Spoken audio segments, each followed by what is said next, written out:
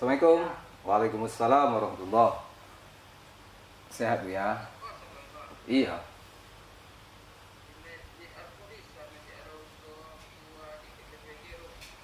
Boleh. Boleh. Siap. Jadi siap. Makasih banyak Bu ya. Iya. Assalamualaikum. Assalamualaikum. Waalaikumsalam warahmatullahi. Memang cerah wajahnya. Udah duduk di sini aja. Duluan dia. Kebetulan Dari mana Bang? Masjid mana tadi? Saya masjid yang di pojok. Oh, Bang Fadil? ujung mana? Oh, sama kita lamanya ya. Ustaz udah duluan dia duduk di sini. Tengah-tengah mungkin nih. bukan. Tadi kebetulan jadwal saya dekat. Oh, gitu. Iya, tidak terlalu. Biasanya kan kalau lambat itu pas jadwalnya jauh, jadi lama di jalan. Kalau pas pulang itu biasanya kan di tepi jalan itu kan banyak masjid. Nah, pas jemaah keluar masjid itu memang agak ramai. Oh, jadi hari ini ceramahnya dekat sini. Dekat. Jadi tapi kita ini lama ya. Ini udah hampir jam 10 baru selesai kita. Ustadznya itu lama betul apa ya? Oh, kalau tempat saya imamnya lambat. Kami itu ustadznya yang lama. Ceramahnya. Panjang ya. Mengantuk bikinnya. Lama. Besok cari masjid dekat ustadz aja lah. Tapi ya kadang-kadang apa ya, itu juga barangkali yang bikin banyak jemaah itu apa? Iya, malas ke masjid. Malas. Gitu Aku malas ya. akhirnya nih, Bang Saud. Oh, tapi janganlah. Ini puasa ini kan momennya setahun sekali. Iya. Kalau momen ini kita lewatkan, sayang kali rasanya. Kalau hari-hari kita tahulah sendiri kesibukan dunia ini, banyak kali dosa kan. Inilah saat mencuci itu istilahnya kan. Mau tanya nih Ustadz. Ah. Ini bulan puasa nih. Kalau nggak terawih tak apa-apa Ustadz. Jadi pengertian sunat di dalam hukum itu kan ada kan wajib, sunat, makruh, haram, kan gitu. Ya. Kalau wajib dikerjakan berpahala, ditinggalkan berdosa. Ya. Kalau sunat dikerjakan berpahala, ditinggalkan tak apa. Itu kalau pengertian umum. Oh iya. Kalau yang tepatnya itu, kalau perkara sunat itu dikerjakan berpahala, ditinggalkan rugi. Rugi Bang Saud. Selama ini kita bilang Tak apa-apa. Tak apa. Jadi karena tak apa-apa itu Tinggalkan aja. Ingat loh. Dianggap remeh jadinya ya Ustaz ya. Man qoma Ramadana imanan wa ihtisaban. Barang siapa yang mendirikan malam-malam Ramadan dengan penuh keikhlasan, ghufira lahu ma taqaddama min dzambi. Allah hapuskan dosanya yang lalu. Kan rugi itu. Ya rugilah kita. Walaupun salat tarawih itu hukumnya sunat, tetapi karena ada jaminan dari Rasulullah tadi, siapa yang mendirikan malam-malam Ramadan itu dengan penuh ikhlas, maka dia diampuni dosanya yang lalu, kerugi. Benar-benar. Iya, itu makanya tadi saya bilang kesempatan kita untuk mencuci dosa-dosa itu kan. Jadi Bang Saud tadi imamnya panjang. Panjang. Suratnya itu surat yang ya Al-Baqarah itu berapa ayat gitu kan. Itu sebenarnya gimana aturan, ada nggak semacam konsensus lah atau apa di kalangan ustadz atau apa? Jadi makanya imam sholat itu kan ada persyaratan. Jadi memang banyak mungkin orang yang bisa menjadi imam, tetapi kan sangat jarang juga orang yang bisa mencukupi seluruh syarat. Makanya dicarilah orang-orang yang memang mencukupi paling banyak syarat dari persyaratan yang ada. Salah satunya adalah imam itu harus memahami kondisi jemaah. Iya. Makanya sebelum sholat itu imam itu tengok ke belakang. Wah, menghadap dulu ya. Biasanya kan dengan ucapan sufufakum atau rapat dan luruskan saf. Itu sambil dia tengok, ini banyak orang tua tidak, ini banyak anak-anak tidak, ini orang pekerja yang cuman istirahatnya untuk sholat sajakah. Ini kan harus diimbangi. Ya. Makanya yang standar saja. Seharusnya imam itu paham itu. Jadi tidak terlalu panjang, kecuali ada kesepakatan di awal Ramadan. Misalnya kita satu malam satu juz. Iya. Memang dia sudah declare ya, sudah nyatakan gitu ya. Iya, jadi kalau yang memang jemaahnya memang merasa sanggup, dia akan datang ke situ. Misalnya beberapa masjid di Pekanbaru ini ada seperti itu. Iya, ada yang malah datang dari Palestina, dari Timur Tengah itu gitu ya. Raya Senapulan itu. Iya. Itu kan satu malam satu juz. Satu malam satu juz. Mungkin lebih. Di dakwah Rumbai juga. Bahkan ada yang satu malam ya mereka tapi itu sudah ada kesepakatan. Iya. Jadi jemaah itu sudah tahu duluan, sudah ada persiapan duluan. Jangan nggak tahu, mungkin ini rencana mau ada habis tarawih mau jumpa orang gitu kan. Jangan ke sana. Tapi kan memang secara harfiahnya sholat tarawih itu kan sholat yang santai. Oh, makna tarawih itu santai. Oke. Berhenti. Nah, itu ada yang nerapkan tuh Ustaz. Itu kalau nggak salah di Masjid Guru Jalan Arif Ahmad tuh. Pernah saya sholat di situ. Jadi saya sholat waktu setelah 2 rakaat ya. 4 rakaat, itu break. Lama. Ada yang minum keluar, ada yang ngaji dulu, baca Quran lagi. Saya waktu itu memang berencana mau rapat jam 9:30 itu. Jadi begitu saya lihat, alamak beda, saya bilang santai betul nih, dia udah santai kali ini gitu kan. Jadi 4 rakaat itu jamaahnya keluar gitu gitu. Wah, akhirnya ya, tapi karena saya udah janji, akhirnya jam 9 itu baru 4 rakaat itu ya saya tinggal lah jadinya, terpaksa saya sambung lagi di rumah. Bang Satria, kalau untuk imam yang di masjid-masjid biasa, itu biasanya sudah ada kesepakatan. Kesepakatan. Makanya saya sendiri kalau pergi diskusi atau santapan rohani Ramadan, ditawari imam untuk tarawih, biasanya saya agak menolak kecuali dalam keadaan darurat. Karena kita tidak tahu kebiasaan nih. Kebiasaan masyarakat sana kita tidak tahu. Apakah bacaannya panjang, apakah ayatnya panjang-panjang, apakah nanti Al-Fatihahnya ada kan yang satu napas sekarang. Oh iya. Tapi terlepas itu, kalaupun terpaksa jadi imam, saya biasanya ngambil yang standar. Misalnya kalau itu enggak pakai irama yang yang ngalun-ngalun ya. Bismillahirrahmanirrahim. Alhamdulillahirabbil alamin. Ar-Rahmanirrahim. Kan standar. Jadi ada juga imam Ar-Rahmanirrahim. Ada juga begitu. Jadi kalaupun dia qori internasional pun dia, kalau jadi imam, dia tak boleh pakai irama itu. Dia sudah ada standarnya, imam itu memakai murotal. Jadi tidak apa namanya, macam musabakoh itu ya.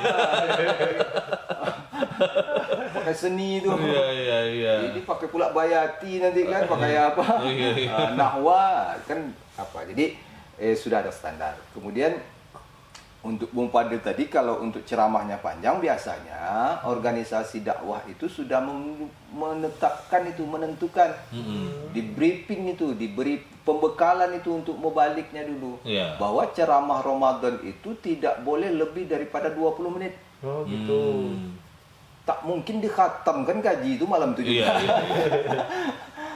Jadi itu mungkin terlalu semangat. Ya, makanya tema-tema kajian Ramadan itu tema-tema yang memang putus ketika penceramahnya, dai-nya keluar dari masjid itu, selesai itu tidak meninggalkan masalah di masyarakat. Ya, nggak nanggung-nanggung kajiannya. Nggak nanggung-nanggung.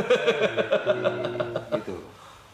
Jadi gitu masa rumahnya. Jadi 20 menit, kalau 20 menit itu kan selesai sholat qobliyah, sholat isya, sholat ba'diyah, itu kan agak sedikit mulai yang encok tuh sudah mulai terasa, makanya duduk sebentar mendengarkan kajian 20 menit, 15-20 menit itu kan sebagai sarana untuk beristirahat, disambil juga dengan mendapatkan pencerahan-pencerahan. Makanya ustadz-ustadz itu biasanya tidak dengan memberikan menjas jemaah pada sholat tarawih itu ceramahnya, tapi lebih banyak memotivasi. jemaah. So kita yakin yang datang ke masjid itu orang dah baik-baik semua. Iya pula ya. Ya kadang-kadang itu perlu dipahami juga oleh para mubalik ini. Iya, yang datang ke masjid itu mereka yang sudah sering dengar juga ya kan. Jadi kita hanya memberikan motivasi saja, mengingatkan saja bahwa yang dia lakukan ini sudah di jalan yang benar. Iya. Begitu. Memanfaatkan Ramadan ini sudah dengan jalan yang benar. Tinggal mari kita tingkatkan lagi. Iya. Jadi bukan memberikan ilmu dari dasar sampai apa tidak, begitu ya? Tidak. Gitu ya. Misalnya ketika berbicara pentingnya kita berbuat baik. Nah, kita mubalik biasanya sudah diberikan pembekalan. Malam ini kita tujuannya berbuat baik untuk apa aja nih? Mensegerakan berbuat baik. Buat baik itu kan banyak tuh. Iya. Nah, kita misalnya ambil 3. Maka 3 ini saja yang disampaikan ke jemaah. Yang jarang-jarang orang melakukannya. Misalnya apa? Perbuatan baik yang harus disegerakan itu ketika mayat sudah ada di rumah harus segera diselenggarakan jenazahnya. Iya. Tak perlu nunggu yang jauh-jauh datang dulu semua baru diselenggarakan. Tak ada gunanya bagi jenazah. Nah, ini contoh. Kemudian apalagi yang harus disegerakan? Anak gadis yang sudah cukup umur. Kalau ada yang melamar segerakan nikahkan. Ini. Jadi hal yang berbuat baik yang harus disegerakan. Iya disegerakan. Yang ketiga, ketika punya hutang ada duit, segera bayar. Jangan tunda-tunda. Ini gara-gara berhutang kadang-kadang silaturahim jadi putus. Oh iya. Assalamualaikum. Assalamualaikum. Tak nengok dulu intip. Kenapa? Banyak ditagih oleh debt collector. Kemudian tambah lagi dengan COD, belanja online. Duit belum ada, terpaksa dianggap tidak ada. Ini kan ini harus disegerakan. Kalau ada duit bayar hutang cepat. Iya. Termasuk juga hutang puasa. Dilengah-lengah kan lupa terus ya. Jadi udah ada lah aturannya itu. Udah ada. Nah tapi kan di masjid di kita ini masih ada perbedaan jumlah rakaat. Kadang ada yang 8 tambah 3 11 gitu ya. Atau yang 22 tambah 3 20 tambah 3 23. Sebenarnya ini masih sering ragu kita. Sebenarnya mana yang lebih baik? Keduanya baik. Oh, nggak ada yang lebih baik. Yang 8 baik, yang 20 baik, yang 36 pun baik. Oh gitu. Yang tak baik itu yang tak sholat. rugi. Iya kan? Iya. Kedua-duanya ada dasar. Semuanya itu ada dasar. Jadi beribadah itu asal ada dasarnya silakan. Iya. Jadi tidak harus 8 itu yang paling benar. Belum tentu. Benar menurut kita karena referensi kita terbatas. Mungkin orang ada referensi yang lebih kuat daripada kita. Makanya pilih yang menurut keyakinan hati kita dan kesenangan kita. Kesanggupan kita juga kita. Jadi tidak mau yang 8 mau apa. Tapi sekali lagi biasanya sebelum masuk Ramadan di masjid itu udah ada kesepakatan tuh di pengurus. Nah, kita pakai sholat berapa rakaat nih? Iya, itu. Biasanya udah lama lah itu konsensus dari awal itu. Konsensus kita dari awal. Datang ke satu pindah kemanapun kalau kita lihat itu udah dari dulu begitu. Nggak ada, jarang saya misalnya satu tempat tiba-tiba berubah dari 8 jadi. Tadi antum saat tarawih tuh bang. Ini witir lagi Ustaz. Jadi ketika sudah sholat tarawih ada jemaah pulang dulu ke rumah tak witir itu boleh Ustaz? Boleh. Oh gitu. Sekali lagi witir. Nggak, tapi alasannya kan misalnya gini. Ada yang saya tanya juga. Kok pulang duluan? Saya bilang kan, saya nanti kan mau tahajud lagi. Kok harus pakai witir saya katanya gitu. Apa emang harus begitu? Tahajud tuh harus diakhiri dengan witir gitu. Sekali lagi witir itu hukumnya sunat. Oke. Jadi tidak ada keharusan di situ tidak. Pertama harus dipahami dulu. Witir itu artinya ganjil. Itu dasar tuh. Dasar tuh. Berarti jumlah rakaatnya ganjil. Jumlah rakaatnya ganjil. Yang kedua witir itu menutup sholat yang menutup satu rangkaian sholat sunat. Ingat, satu rangkaian sholat sunat, bukan satu malam. Gitu. Tetapi sholat witir ini tuh hanya boleh 1 kali dalam 1 malam. Oh gitu. Artinya ketika dia sholat tarawih, dia tutup dengan witir. Terus nanti malam dia mau sholat tahajud, tak perlu lagi tutup dengan witir.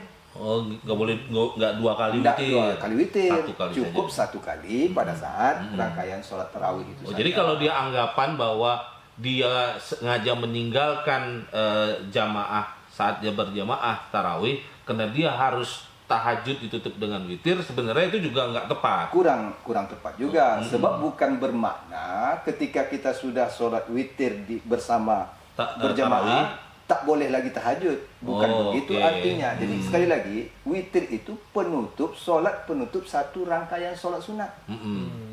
Jadi misalnya nih, Bung Fadil sholat hajat, pertama dia datang dulu sholat sunat wudhu, kemudian sholat hajat, kemudian sholat tahajud. Sholat tahajudnya mungkin 4 rakaat atau 6 rakaat. Kemudian dia tutup dengan witir.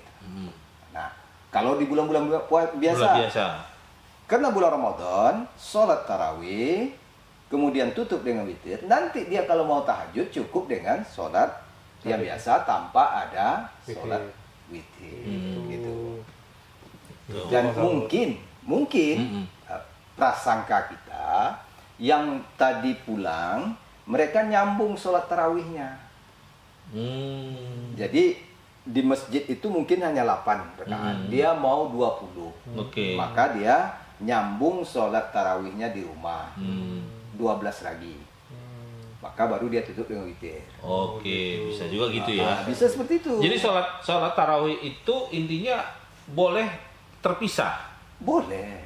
Sekali lagi itu tadi, tarawih itu artinya santai ya. Santai dan sekali-sekali istirahat. Jadi boleh saja. Makanya ada, kalau di Mekah dulu pada awalnya sholat tarawih itu setelah 4 rakaat itu ada jemaah yang tawaf. Tawaf dulu. Tawaf, ada yang berzikir, ada yang baca Quran. Nah, baru nanti mulai lagi. Ketika para sahabat Rasulullah dan para sahabat pindah ke Madinah, kan tak bisa tawaf tuh.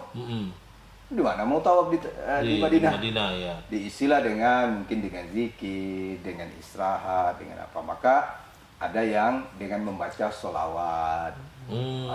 Gitu. Sholawat ini juga macam-macam saya dengar, Ustaz. Ada yang simple saja, ada yang agak panjang, dia pakai nama-nama sahabat Nabi. Ini hukumnya seperti apa sebenarnya, atau itu kesepakatan saja? Berbeda pendapat ulama untuk sholawat itu. Kalau dalam rangkaian sholat tarawih perlu dimaknai dulu, sepakat kita dulu bahwa yang disebut dengan sholat itu adalah rangkaian perkataan dan perbuatan yang diawali dengan niat, diakhiri dengan salam. Ya, itu sholat. Itu sholat. Ya. Artinya kegiatan di luar rangkaian tadi itu tidak termasuk dalam sholat. Ya. Artinya mau sholawat dia, mau zikir dia, mau minum kopi dia, itu tidak bagian dari sholat. Nah, ini pertama dulu nih. Jangan campurkan antara sholat tarawih dengan sholawatnya. Iya. Nah, ini. Jadi dia bukan rangkaian rukun ya? Iya, bukan dari rangkaian sholat. Kemudian yang kedua, ada hadis Rasulullah, apabila engkau melaksanakan sholat sunat lebih daripada 2 rakaat, maka berilah jeda antara sholat yang satu dengan sholat yang berikutnya. Jeda itu boleh dia dengan melakukan aktivitas lain, boleh dia dengan berpindah tempat. Iya. Nah, dia berpindah tempat. Makanya kalau Bung Padi tengok tuh di masjid itu ada orang sholat, kemudian angkatnya sejadahnya pindah dia. Nah, itu untuk memberikan jeda, artinya batasan. Nah, oleh para sahabat, oleh para ulama, berdasarkan ini mereka menjedanya dengan sholawat. Kemudian yang ketiga, ada perintah kita berselawat. Ini kan diatur oleh Allah dalam Al-Quran. Innallaha wa malaikatahu yusholluna 'alan nabi ya ayyuhallazina amanu shallu 'alaihi wa sallimu taslima. Nah, Allah dan para malaikat itu juga berselawat kepada Nabi. Maka kita disuruh juga berselawat. Berdasarkan ini, ada ulama yang mengatakan bahwa membaca selawat pada rangkaian sholat tarawih ini hukumnya sunnah. Nah, ini sunnahnya bukan karena dia rangkaian rukun, tapi karena ada perintah lagi. Membaca selawatnya. Karena membaca selawat ini merupakan juga perintah Allah. Cuman yang kita harapkan kepada pengurus masjid, panitia Ramadan, untuk Bilal yang memandu selawat ini, kalau bisa ditulislah bacaan selawat itu di kertas, kemudian di laminating, taruh di situ sehingga tidak sembarangan baca. Kadang-kadang baca kita dengar tuh ada juga yang bacanya sembarangan aja. Iya, iya. Misalnya kalau yang biasa kita subhanal malikil maujud, subhanal malikil ma'bud, subhanal malikil hayyil lazi. Kalau tidak tepat, ini kan artinya bermacam-macam nanti. Kau tahu dah? Wud, wujud. Oh, terlalu cepat juga kan. Udah makan berapa? Gitu. Yang tahunya bud aja gitu kan. Allahumma salli ala sayyidina Muhammad. Mat itu pendek. Iya. Jangan Muhammad. Lain lagi. Enggak jadinya kan? Iya, iya. Mimnya jadi Muhammad. Oh, jadi, di briefing juga lah ini. Ya, ditulis saja di situ. Laminating taruh di depannya. Iya. Nah ini. Jadi sehingga tujuannya untuk menjeda, kemudian syukur-syukur itu mendapat pahala sunnah, iya. tetapi tidak menyalah. Itu loh. Artinya tidak inilah ya, masih dalam koridor ya. Jadi nggak bisa disebut bid'ah lah kalau begitu ya. Kan ada juga itu bid'ah tuh gitu. Jadi pemahaman saya nih, hukum dalam Islam itu bukan hanya sekedar sunnah dan bid'ah. Hukum dalam Islam itu ada wajib, ada sunnah, ada makruh, ada haram. Ada mubah. Satu lagi. Jadi bukan berarti semua yang dilakukan Nabi itu kalau kita lakukan itu sunnah. Iya. Dan tidak semua pula yang tidak dilakukan Nabi itu tak boleh langsung kita lakukan. Iya. Kalau kita lakukan bid'ah juga. Maksudnya gini. Sekarang saya tanya Bung Fadil, Bang Saud. Rasulullah itu makan atau tidak? Makan. Kita makan atau tidak? Makan. Apa hukum makan? Iya, boleh. Mubah. Tergantung niatnya. Boleh kan? Iya, boleh. Hukum dasarnya boleh. Hukum dasarnya boleh. Nah, tapi kan dia kan bisa berubah. Kan tidak sunat. Enggak. Rasulullah buat itu. Iya. Kita juga buat itu. Iya. Tapi dia kan tidak menjadi menghukumkan itu jadi sunat. Iya. Rasulullah itu setiap tahun dia haji. Mengunjungi Baitullah. Hukumnya bagi dia, Rasulullah lakukan itu. Ya. Bagi kita, hukumnya jadi apa? Wajib, tapi sekali. Ya. Berbeda kan? Ya. Rasulullah sholat. Ya. Kita sholat. Kita melakukan sholat, apakah menjadi hukumnya sunnah? Enggak. Wajib. Wajib kan? Tetap wajib, karena hukum dasarnya wajib. Wajib kan? Ya. Jadi Rasulullah punya istri lebih daripada 4. Iya. Ada yang mengatakan 9, ada yang mengatakan 11. Iya. Kalau kita buat seperti itu, hukumnya apa? Lempar di rumah. Haram. Ya karena di Al-Quran kalau kita hanya berdebat. Wasulasa warubah. Lempar itu. Hanya 4. Artinya, tidak semua yang dilakukan Rasulullah itu hukumnya ketika kita lakukan itu menjadi sunnah. Tetapi bisa dia menjadi wajib, bisa dia menjadi mubah, bisa dia menjadi sunat, bisa dia menjadi haram. Iya.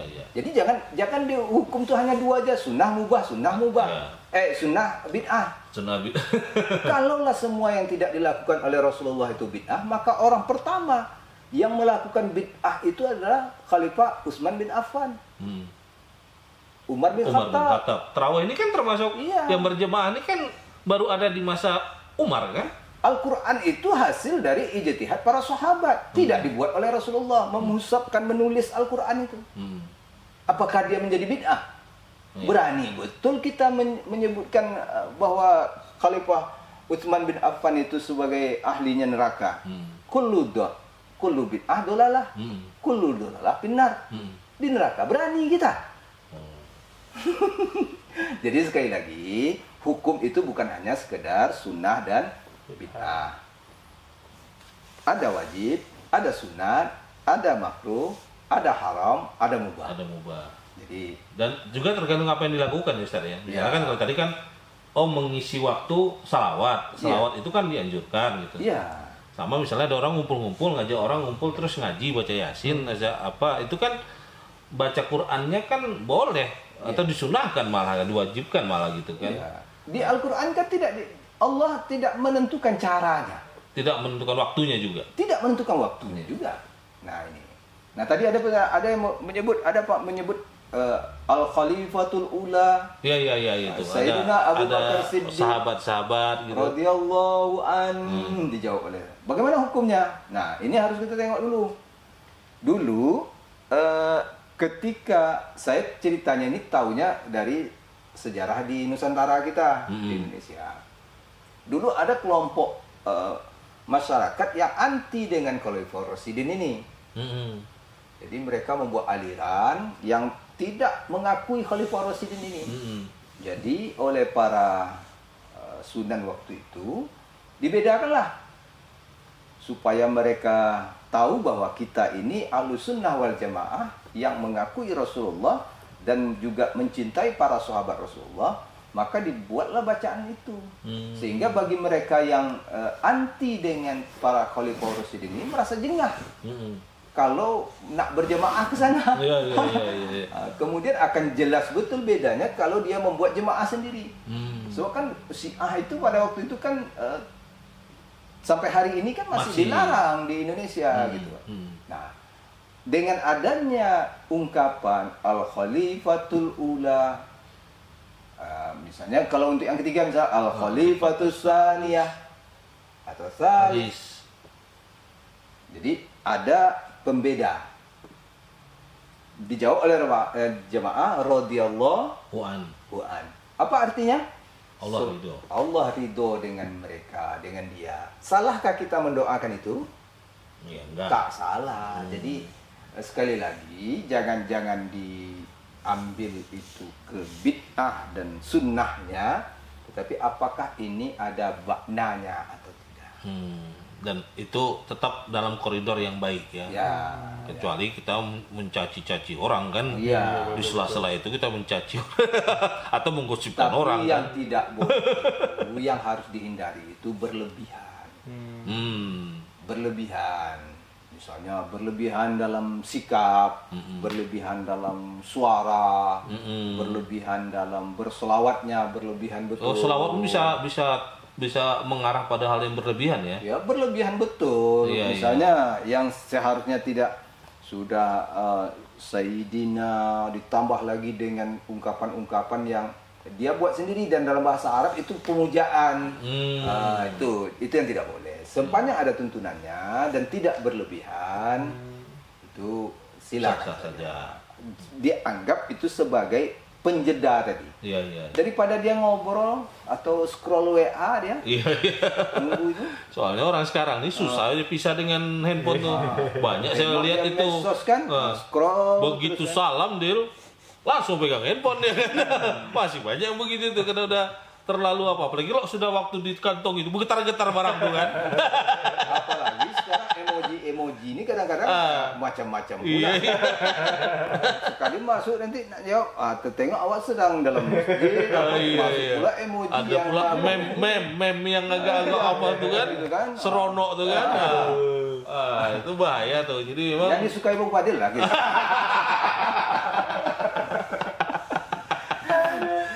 Iyalah, jadi soal tapi boleh nggak misalnya dari kami lah misalnya kan Bung Fadil, besok kami ganti masjid lah yang agak apa sih gitu, boleh? Boleh. Jadi kelebihan masjid itu daripada rumah ibadah yang lain. Masjid itu kan tidak perlu registrasi. Oh iya pula. Tidak perlu registrasi jemaahnya. Sesuai selera lah ya. Sesuai selera dan kesanggupan. Ya kan? Tadi ini sholat sunat kan. Misalnya, kapan perlu Bung Fadil, Bang Saud manfaatkan momen Ramadan ini untuk memperbanyak silaturahim dengan berpindah-pindah masjid. Jadi di sana ada saudara kita, di sini ada saudara kita. Safari Ramadan itu pejabat tuh. Ya, kita kan bisa buat safari. Saya ingat ada sahabat kita dulu, kawan dulu. Ketika saya ceramah di masjid ini, saya nampak juga dia. Ada dia. Ketika saya berceramah di sini, nampak juga dia. Sudah 3 masjid, akhirnya saya tanya, kamu sengaja ngikut saya atau gimana? Awak agak pede juga. Jangan-jangan fans berat kita ini kan? Jangan-jangan ini penggemar berat kita kan?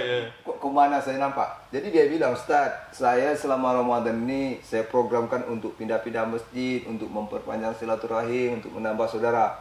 baru awak terciut jadi rupanya bukan ngikut kita. Jadi memang ada dia programkan untuk pindah-pindah masjid. Boleh juga. Boleh. Ya, supaya lebih mengenal saudara-saudara tempat lain ya. Jadi kan kita kan hari ini Bang Saud, Bang Fadil, kita kan kadang-kadang kan terhukum oleh batasan RT, batasan RW, batasan jemaah masjid. Iya. Maksud saya gini, ada yang meninggal, mungkin jaraknya dari rumah kita dekat. Hanya 30 meter. Iya. Tapi karena beda RW, kita seolah-olah itu menjadi orang jauh. Iya. Iya kan?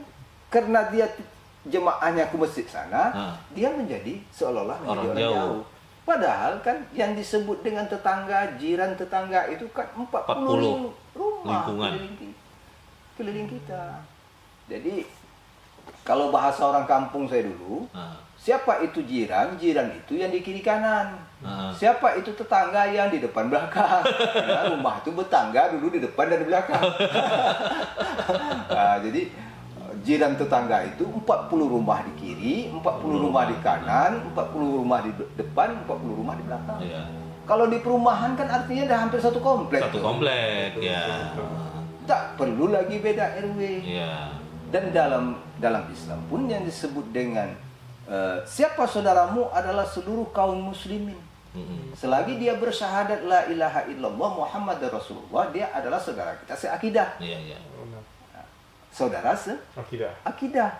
Tetapi ketika dia sama-sama tinggal di Indonesia, walaupun akidahnya berbeda, dia menjadi saudara kita sebangsa dan setanah air. Jadi tidak ada juga alasan kita memusuhi, tak ada juga alasan kita tidak berbuat baik dengan mereka. Ini. Oke lah. Jadi besok masih visit kemarin. Kita coba ikutin Ustaz ini. Sama-sama safari. Besok di mana? Kami ikut lah ya. Karena kan tadi pulang tuh kita ngopi. Tapi niatnya tetap ibadah. Oh gitu ya. Niatnya tetap ibadah. Kemanapun perginya, niatnya tetap ibadah. Bukan karena di sana ada mak janda. Itu gawat itu. Ayolah. Ini Ustaz. Assalamualaikum. Iyalah. Istirahat lah besok. Sahur lagi pagi kan? Iyalah.